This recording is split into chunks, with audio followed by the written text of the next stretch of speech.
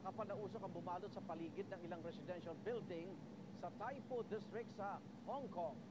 Mas lumaki at kumalat ng apoy dahil daw sa bamboo scaffoldings na nakapalibot sa mga gusali. Ayon sa mga otoridad, nasa 36 ang namatay sa sunog. Kabilang sa mga nasawi ay hanggang sa mga oras na ito. Pinag-utos si Chinese President Xi Jinping ang all-out effort para sa agarang pag-apula. Nag-abot na rin ng pakikiramay ang gobyerno ng Hong Kong sa mga nasawi sa insidente at